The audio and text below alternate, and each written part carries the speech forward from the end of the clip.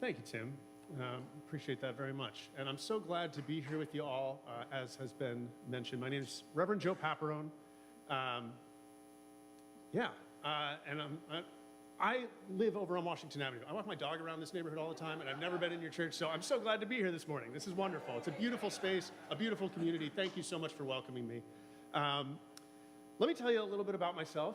I grew up near New Paltz, the Hudson Valley, a lifelong New Yorker. My dad was a professor of theater at SUNY New Paltz for 43 years, and considering I turned 43 next year, it's hard for me to imagine doing anything for that long, but working on it.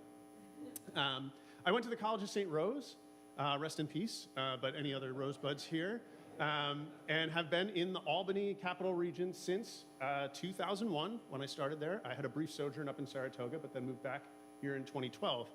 And since coming back to Albany in 2012, I started getting involved in every form of activism, advocacy, organizing that I could. And I quickly had to narrow that down because we live in the state capital of a pretty important state globally, right? Decisions made in Albany impact Wall Street, which impacts the world. And there's a lot going on, if you haven't noticed.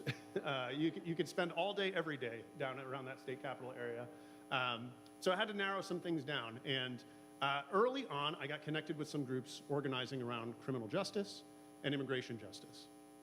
I didn't really put it together at the time, but one of the things I learned over time that unites those two constituencies of people in prison and people who are immigrants, is that they cannot vote, right? And everything about our society tells us that civic engagement is entirely oriented around voting, right? That's what you do. If the people in power aren't doing the thing that you want, then next election day, you're gonna vote them out, right? And get the people in who will do that. Well, what if you can't vote at all, right? Who will represent your interests? How will you advocate and organize for your interests, right? This is a real problem that these movements have. And that challenges your thinking about social change and civic engagement. I found a job. One other piece of, I guess, a little bit of trivia for me. I'm a musician. I play the saxophone in a couple different bands locally. If you ever hear of Victory Soul Orchestra or the Abysmals, if you're into that sort of thing. We play out about a bit, but it's a fun mental release for me, and also just a joyous way to connect in community. But all of this comes together. I'm a Mennonite pastor. My church is up in Vermont. They have ordained me to do this community organizing work. And as I was telling someone earlier, the Mennonites, they don't know what to do with me. I didn't grow up Mennonite. I grew up Catholic, very nominal Catholic. My mom's Irish, my dad's Italian. We went to church, like that's what you just do. But I had a pretty profound faith experience in college. Was part of an evangelical church for quite a while and went to Fuller Theological Seminary, where I met and encountered Mennonites and became enamored with the peace tradition. If you're not familiar with the Mennonites, I got a whole history of that we can talk about some other time, but they're in the same branch of the Christian family tree as the Amish, although I'm using a microphone. I do drive a car, use a computer, things like that. So there's a wide variety of the Anabaptist movement, we're called. But the key piece of that history that relates to the community and political organizing I do today is that the origins of the Anabaptist movement come from a very tumultuous time. It was the Radical Reformation, where Protestants and Catholics were splitting all across Europe. And that, we tend to think often in the religious dimension there, and Martin Luther and his theses and challenging the corruption in the Catholic Church at the time. But it was a political battle as well, because a lot of those feudal rulers in Europe, they saw this as an opportunity to seize land from the largest landholder in Europe, which was the Catholic Church. And they said, well, if I become a Protestant, then all of this becomes mine, right? And a few years into that, and wars and battles and conflict, there were a group of emerging Protestant and Catholic leaders who, in their study of the Bible and religion, said, I think becoming a Christian should be a decision that is made as an adult, right? And so they started baptizing people as adults. Up to that point, nearly everyone was baptized as an infant, and that was connected to the feudal system. You were baptized into the service, the feudal service of a particular lord. So it was actually a political thing, right? That your family was then going to be attached to that, right? So everybody hates the Anabaptists because they're saying, we're not going to play this political game. We're not going to baptize under this ruler who's Catholic or this ruler who's Protestant. And everybody did not like them. And so they were chased away, persecuted all over. Europe. And that's partly why the Amish retreated in the way that they did, right? They had to form isolated communities to survive. Mennonites did that as well. But that's a fascinating thing, right? The Anabaptists baptized again. It was actually, there's a political dimension to this. So I found that really fascinating, right? To step outside of those bounds of power, right? If you're catching the connection I'm making, organizing with people in prison and immigrants, right? If you're not already engaged and connected in that political system, well, in what ways can you influence and change society? You have to get a little more creative. And this is true for poor people today, right? In our society, whether it's through things like immigration status or criminal history, or merely voter suppression, of which our nation has a long and storied history of, right? That impacts people across the color line, right? Poor people have a harder time voting all over this country, right? Even in so-called blue progressive states like New York. We got to think differently about how we're going to organize. In 2012, when I moved back to Albany, I started getting involved in activism. I met a group called the Labor Religion Coalition, as well as the Focus Churches. And I got 2 part-time jobs. Focus Churches, I'm so glad Unity is part of Focus. But if you haven't been volunteering there or learning more about them, I strongly encourage you to do so. A collection of congregations that has been working to serve their community for decades now. It was 50 years, 60 years now. It was 50 years when I worked there. And had the insight to say, hey, we've been doing community service and feeding our neighbors, and the problem of hunger just keeps getting worse. And then they looked out the front doors, and if you know, the food pantry and the breakfast club are on State Street, a block away from the Capitol, and you can look down the street and say, there's a bunch of people making decisions in that building over there about who gets to eat and who doesn't, and who gets to live where and who doesn't, and how expensive our healthcare is going to be. What if we started trying to influence those people somehow, right? And so they had the foresight, the leadership of these congregations said, let's build an advocacy program. And that was my job. I was the first advocacy coordinator that they hired. My job was to work with the congregations and the community that was served there to advocate for social change. And we got involved in the Fight for 15 to raise the minimum wage. That was probably the core initiative that really connected the churches at the time. Organizing poor and low-wage workers, people that we are taught to think are incapable, right? Or just helpless themselves. I remember being in high school, being threatened by teachers, saying if I didn't work hard enough, if I didn't study hard enough in school, then I would just be asking people if they wanted fries with that for the rest of their life, or the rest of my life, rather. As though that would be some sort of undignified way to work to make money for a family, right? But oh, yeah, serving fries, it's undignified and that's pathetic. So these are some of the poorest and most marginalized people in our society. We don't think about the people working in those restaurants. And they are taking on some of the biggest corporations in the world, right? McDonald's on a bad year is making $4 billion in profits, right? And they did that by going on strike. They don't get a vote for McDonald's and how those things go, right? And they said, McDonald's, if you're not going to pay us a living wage, you're not going to sell any hamburgers today. They're taking incredible risks. That was a formative organizing experience for me, right? Bringing poor people together to tell their story, saying, I worked so hard and I cannot afford to make ends meet. And that motivated and galvanized so many people just like yourselves who maybe hadn't worked in fast food at one point or never worked in fast food in your life. The Focus Churches, we had more clergy and faith leaders participating in that movement than anything I'd been part of up to that point. And it was because of the leadership of the poor, of the courage, the boldness, the vision to try and upend and transform their circumstances and engage in that fight. And we learned a lot of lessons through that. Out of that, through some other relationships and connections, in 2017, we began laying the groundwork for a new Poor People's Campaign. And that's what I primarily want to talk about today, because that's led to here where we are.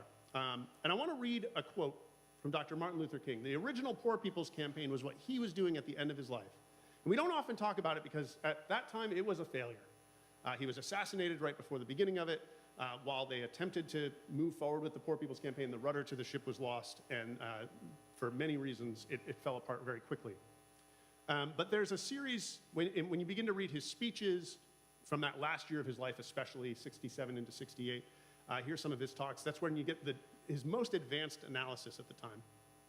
And there were a series of radio shows that he gave lectures. It's the CBC, the Canadian Broadcasting Company, Massey Lectures. And the reason I'm telling you so many details about these particular things is because there are really great high-quality recordings you can find online. You can listen to some of his sermons, and it's hard to hear, and old recording stuff, but these are high quality because they were broadcast on the radio. So you can find these online, but there's a few paragraphs from one of these, lecture number 4 from 1967, that is sort of our North Star, and it orients all of our thinking and all of our organizing in this Unite the Poor network that I'll tell you a little bit more about. So Dr. King said this: "The dispossessed of this nation, the poor, both white and Negro, live in a cruelly unjust society. They must organize a revolution against that injustice, not against the lives of the persons who are their fellow citizens, but against the structures through which society is refusing to take means which have been called for and which are at hand to lift the load of poverty. The only real revolutionary," people say, "is a man who has nothing to lose. There are millions of poor people in this country who have very little or even nothing to lose. If they can be helped to take action together, they will do so with a freedom and a power that will be a new and unsettling force in our complacent national life." Now, that's a long quote, and we're going to go through it, actually, line by line. I want to share one resource that I brought, and this is new. I'm very proud of it, but we have a new quarterly newsletter. This is put together by members of our Capital Region Poor People's Campaign, Homeless Union, and Nonviolent Medicaid Army, organizing around healthcare. And that quote is going to be in every issue. I brought a stack of them there at the back and at the entrance. So if you are interested in the things I'm talking about, please grab one and get connected, learn a little bit more. But we titled it Unite the Poor. And the reason I do that, we pull together this because we're part of, as I said, these vehicles: the Poor People's Campaign, the National Union of the Homeless, the Nonviolent Medicaid Army. And sometimes people hear that and they say, "Oh, Joe, he organizes the homeless union. He's the housing guy." They hear, "Oh, the Nonviolent Medicaid Army, he's the healthcare guy." And I say, no. The unity of the poor. We are strategically engaging in struggles for our human rights that will unite the poor across every line of division. And no matter who you are, or what your background is, or what your skin color is, or who you love, you've got to figure out how you're going to eat today, how you're going to put a roof over your head, and how you're going to get the health care you need. And so if we start with those material, shared human interests, those things that most of us would say, these should be human rights, right? They're not human rights, unfortunately. In fact, if you don't have money, you can't get those things. That is the grounds of our unity. And that doesn't mean we ignore our differences, but it means our differences then strengthen and show the breadth and depth of a movement when we can unite on what we have in common. So that's the shared analysis. That's what King was bringing forth at the end of his life, and that's what guides all of the organizing work that I get to be part of in this capital region as well as our national network. And at the core of King's vision is this profoundly revolutionary idea that the poor, as a class, are the leading social force, the potential revolutionary agents that can transform our society. So I want to go through this quote briefly with you. He starts off, "The dispossessed of this nation," and that's not a word we use very often. We're not used to hearing dispossessed. So it means those who are alienated, who are separated from this system we live under, people with no stake in the maintenance of the status quo, this system that doesn't guarantee housing or healthcare or a healthy environment as our basic human rights. What interest do poor people have in upholding and propping up a system that keeps us poor? He goes on, "The dispossessed of this nation, the poor, both white and Negro, live in a cruelly unjust society. The poor across racial lines, in other places, King would be more clear about all of the divisions and segments of our class that suffer under this system. And he says it is cruelly unjust. The system is vicious. It devours people. King talked about a kind of vicious solidarity at the time in the Vietnam War. He said, poor black and white soldiers will travel around the world to kill poor Vietnamese, but those same soldiers would not live on the same block in our country here. A vicious solidarity. He called that the cruel manipulation of the poor, turning against one another, right? What system does that uphold? Our society is engaged in a war on the poor. And I would say so much of the work that we do in our organizing is challenging these two dominant narratives about poverty, that poor people are can be only one of two things, criminals or charity cases. They're either objects to be feared or objects to be pitied, right? The presence of poverty is never understood as a failure of our system. It's always understood as a failure of the individual. But we live in a country with persistent poverty, despite being the wealthiest country in the history of the world. And there are at least, this is numbers dated from pre-pandemic, 140 million poor people in our country. Poor or maybe one small emergency away, struggling to survive. So to insist that our struggles are somehow our own fault amidst that's part of that cruel, vicious manipulation. And none of us are immune to this, right? Our poor folks turn against one another. It's always easy to blame, this person's not doing it right, this person's not doing enough, right? And we always fall into that individualism, and that distracts us from challenging the depths of this system.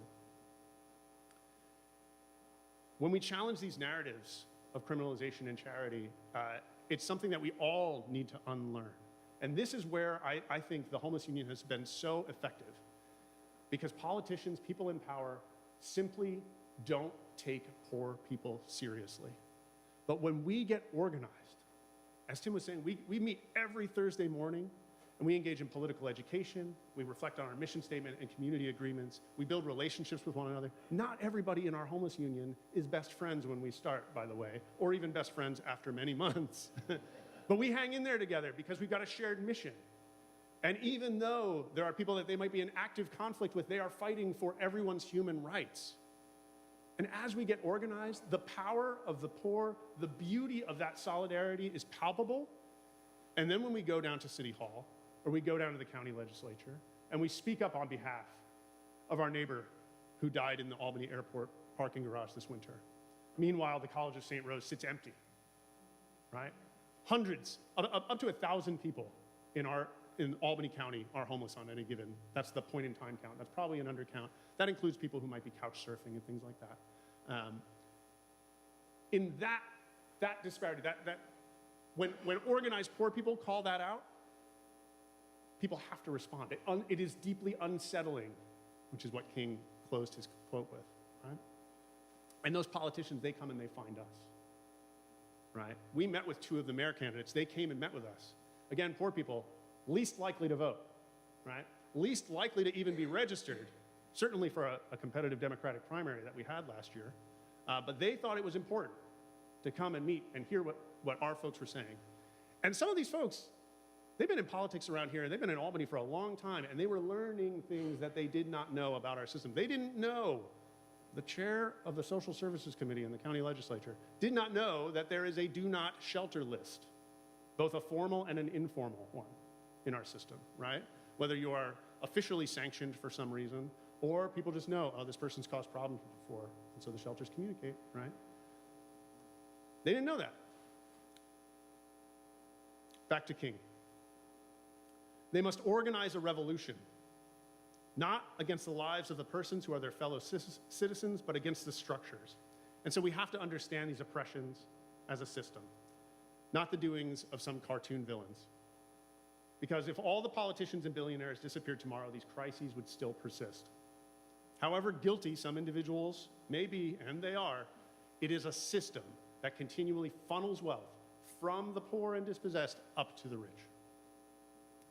You know, after the last presidential election, I was at the Focus Breakfast 2 days afterwards, and somebody made a comment about it. I honestly don't even remember if it was in favor of the winner or not. And what I said was, I've been coming to this breakfast since 3 presidents ago. More people keep showing up, and things keep getting worse. What do you think we can do about this? Right? We had a conversation, and 2 more people came to the Homeless Union meeting that morning. Our society is refusing to take the means that have been called for and which are at hand. As I mentioned, we live in the wealthiest society in the history of the world. The resources exist to end poverty. It is not a question of not having enough. We live in the most productive, wealthiest society that history has ever known. These are solvable problems. When King talks about revolutionaries, the only real revolutionary is someone who has nothing to lose. And this is really tough because everybody, no matter their circumstances, has something that they don't want to give up, something that they don't want to risk, whatever they're holding on to, you know? But we've got to recognize our precariousness. And for better or worse, mostly worse, we lived through a moment where millions of people in our country recognized their precariousness. In 2020, when millions of people lost their jobs and correspondingly their health care and suddenly were threatened with eviction or were evicted, right? Anyone who maybe thought they were doing okay because they had a job with insurance and they could pay their rent recognized how precarious they actually were. And our society, even our class society, responded in a way, I think the ruling class was responding in terror, but they actually instituted a whole lot of policies that helped. The poverty rate actually went down for a couple years after in the early stages of the pandemic. And then those policies faded away, and now poverty continues to rise. We've got to have this understanding that the system isn't for us. And there's a leader in the Poor People's Campaign, frequently featured in some of our national videos. He says, our backs are against the wall. We've got no choice but to push. So how do we push? We get organized. When we say the poor are the leading social force, that's what we mean. No investment in this present system. It is not for us. And we have the most to gain from a fundamental transformation of society. King goes on, if they can be helped to take action together. And because you're part of Focus, I know you care very much about helping. This is the good classical virtue of charity. Everyone grows up and they think, even if they're not actually doing it, you're here, you are actually doing it. We are taught to help others, that helping others is a good thing. It is a classical virtue of humanity. But King is talking about a very specific kind of help. Help to take action together. Not a handout, not a hand up. Getting into step. And this is something everyone in our highly individualistic society struggles to do. Because in addition to that helping mentality, that charity mindset, we are taught individualism, individualism, individualism. Not collectivity, not solidarity, not unity. So taking action together requires us to come together, and that unity is not simple. It doesn't just happen. It is a process of learning and unlearning the lies that our society has poisoned us with. We seek to develop leaders in defiance of those narratives that say poor people are incapable of doing anything. Leaders, layers and layers of leaders, cores of leaders with clarity and competence and commitment and connectedness to take on these massive systems. And King calls this the new and unsettling force. If we can do this, if our class, the poor, can take action together to become a fighting force of the poor and dispossessed. And I know, King, we're here, I heard the songs, I'm a Mennonite, historic peace tradition, but we have to recognize it's a struggle. We are fighting. Right? This is a conflict. And we engage in it with a particular set of tools. We recognize that, as King mentioned, not against the lives of our fellow citizens, but it is a struggle. And this system is killing us. And if we don't kill this system, it's going to kill us. If we can build what King called the nonviolent army of the poor, we'll have a chance to no longer be objects of history, to be manipulated by the rich, but instead, as the poor, throwing our shoulders to the wheel of history. So we can't simply adjust things around the edges, and that's how we're taught to think about social change. Well, you got to be reasonable. Here's what we can do in this moment. Here's what's going to change here, right? If we don't have that long-term vision of how every small change builds into the fundamental transformation, we will be lost. We will be thrown concessions, cast aside every single legislative and electoral cycle. For our demands to be met, for human rights to be respected, the state of things, the current state of things, needs to become deeply, deeply unsettled. And Dr. King understood this movement for justice as a church. As a church. He referred to a freedom church of the poor. And I'm a pastor. In many ways, communities of faith feel like we've become kind of irrelevant in our world sometimes. Many of our structures might feel dated or out of place. But if we understand these kind of communities, places to gather, share, celebrate, mourn, and organize, that's when we can understand places like Focus, places like Unity, become bases of operation, right, for that nonviolent army of the poor. This is where the poor come together to learn from one another, to strategize, to plan, to take action together, to resolve our conflicts without fighting one another, right? Without fighting our other members of our class. It's the only place we're going to build that kind of hope, that beloved community that can break the isolation that is imposed on us. It requires spirit and, yes, faith. Faith, faith. The Homeless Union, the Nonviolent, we're not a faith organization, but we recognize the spirit of struggle.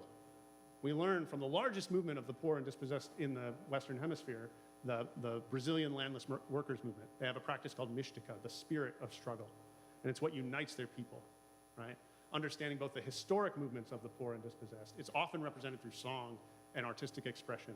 But sometimes it's just when we come together and we focus together and we study together, right? The spirit of the struggle binds our people together.